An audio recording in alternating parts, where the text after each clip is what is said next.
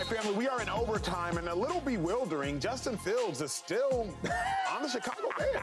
It's kind of weird. Again, Kirk Cousins, he moved. Shady, Russell Wilson, he's moved. Mac Jones, he's moved on.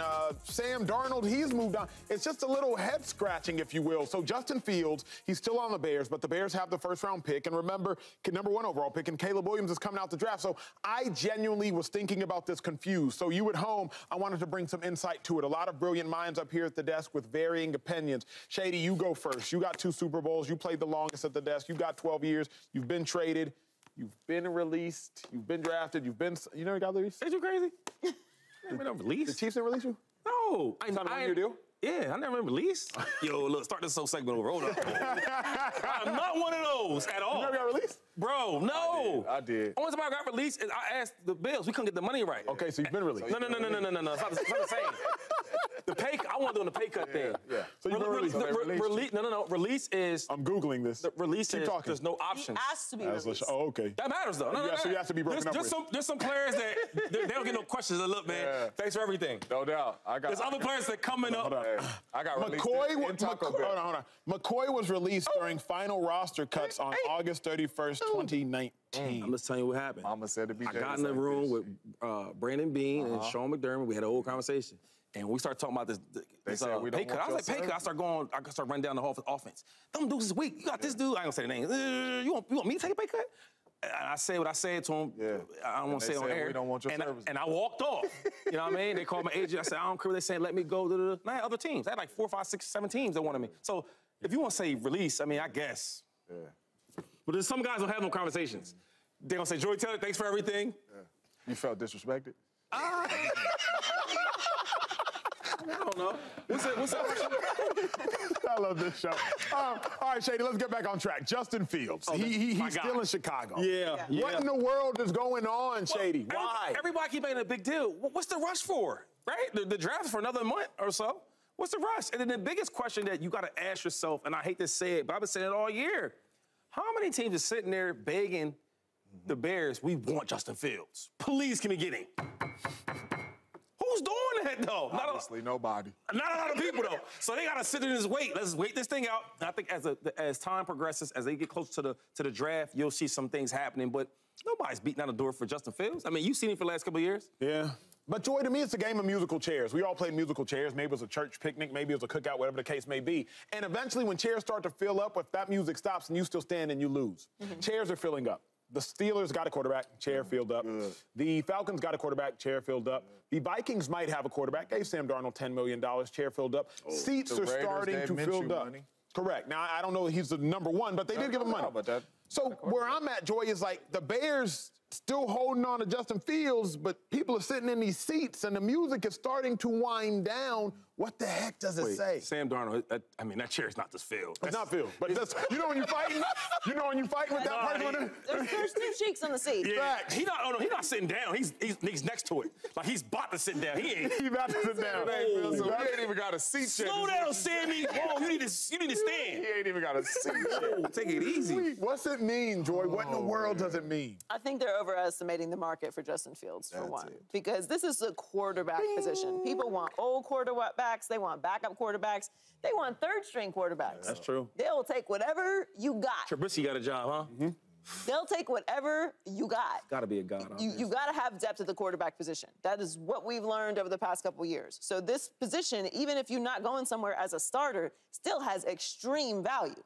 Ask the San Francisco 49ers. So I think they've overestimated what he's worth to other teams as far as what they're willing to give them. So to me, I think they're being greedy.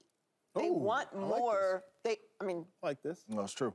Justin Fields is a young quarterback who's a first-round draft pick. So, and even if he's struggled, he still has, people convince themselves that they can make somebody better. Oh, he ain't good with y'all. We can fix him. But also, he has physical talent. So he has value in the league, but what is the value to you? Is it a 5th-round pick? Is it a 6th-round pick? You're not going to get what the Bears probably want for him. Otherwise, he would be gone. You mentioned some names, okay? Like, those guys are not better right now than Justin Fields. They're not, and they're certainly not as young. and they don't have the ability to develop anymore. He does. So there's a lot of upside to Justin Fields, but we're not going to give you a high draft pick for him. So if they're being greedy, which it seems like because these other seats are filling up, then you overestimated the market for him. Yeah. He can't be there when Caleb Williams is drafted. He cannot be in the building. Don't do that, Chicago. Do not have him in the building. So to me, it seems like they pushed too long, they asked for too much, and now the seats are filling up, and they didn't realize that the market for Justin Fields isn't what they thought it was, which should also clear up whether or not, which obviously we know is happening now. Obviously, Caleb Williams is going to be the choice that you should make because the league will answer your questions based off of what the market is. So that's what I think is happening. That's my question to you guys right now. My question to you guys is it 100% that Justin Fields will be gone? Because I agree with Joy. Me and the Chicago Bears value Justin Fields way up here. The league is telling us we may value him as Mac Jones, a 6th-round pick to the Jacksonville Jaguars. First-round quarterback, had some moments, played well. Even Mac Jones went to the Pro Bowl, right? We don't want you, Mac Jones. We know you're not our quarterback. We know we're drafting a quarterback. You're gone. Justin Fields still there. You're not getting a 2nd round, 3rd round for Justin Fields. One thing I learned is the longer you wait, the price goes down. I'm not sure. Whether it's free agents, whether it's free agency, whether it's trading, the price goes down. Nobody's about to get hurt in OTAs to where another quarterback spot is going to just open up. Let me submit this one for everybody's consideration. Remember when the Cardinals drafted Kyler Murray? Josh Rosen was still on the roster. We knew Josh Rosen wasn't a great player. We'd only seen him for 1 year, but it wasn't great. The Cardinals traded Josh Rosen after drafting Kyler Murray to the Miami Dolphins for a 2nd-round pick and a 5th-round pick. Yeah. I do think that a team like the Vikings, they're drafting like 13th or something like that. Yeah. If they can't trade up, a team like, it's not necessarily the Raiders, because where are the Raiders at? Like 10? Around there, it's like 12, 13. Bet. If the Raiders can't trade up, then all of a sudden, if the Raiders can't get Drake May or can't get Jaden Daniels or can't get Penix or obviously won't get Caleb, then I think in the draft, they might be like, okay, we can get him with our 1st, we'll use our 3rd. Couldn't get him with our 1st. I don't think that his value is decreasing right now. I think they'll probably trade him potentially, Joy, James Shady, on draft day. What would change? There's so many teams that need quarterbacks or that are ahead of them. Quarterbacks. Or that needed that filled it. Exactly. So, how far up? Are you going to discover extra picks that you had? No, you know what you have to be able to work with. What I think is, we all kind of know how it goes. Is on draft day, a lot of teams are trying to move. Yeah. Everybody not going to be able to move up. Yeah. Vikings or the Raiders, one of them teams not going to move up. I think it's the team that can't move up is like, you know what?